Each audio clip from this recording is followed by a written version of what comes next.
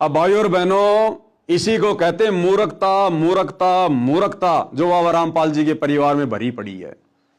अरे मंद बुद्धि सतलोक आश्रम वालों, जरा तो विचार करते तुम।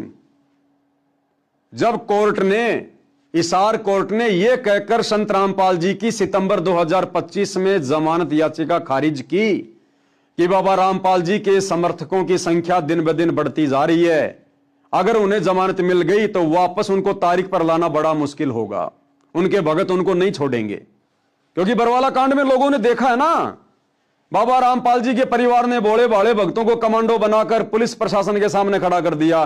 तो बरवाला कांड में बाबा रामपाल के भगत बाबा रामपाल को कोर्ट में नहीं जाने दे रहे थे। तो भैया प्रशासन को तो वही भय है, वही डर है। प्रशासन की नजरों में संत रामपाल जी का परिवार और उनके भगत गुंडे और मवालियों की औकात से ज्यादा नहीं है।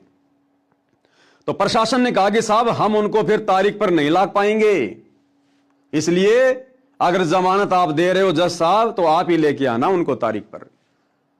अब जिस कोर्ट ने यह कहकर जमानत याचिका खारिज कर दी कि उनके समर्थकों की संख्या दिन ब दिन बढ़ती जा रही है, और इन मंदबुद्धि सतलोक आश्रम वालों ने गांव गांव जाकर बाबा रामपाल के सम्मान के नाम पर आम समाज से ज्यादा भक्तों की भीड़ इकट्ठा करके जो ड्रामेबाजी करनी शुरू कर दी, अरे प्रशासन तो और ज्यादा भड़केगा कि पहले से बाबा रामपाल जी के समर्थकों की संख्या बहुत ज्यादा थी। अब तो देखो हरियाणा में जगह जगह उनका मान सम्मान हो रहा है। बाबा रामपाल के समर्थन में हरियाणा का आम व्यक्ति भी आ रहा है, गांव वाले भी आ रहे हैं, पंचायतें भी आ रही हैं।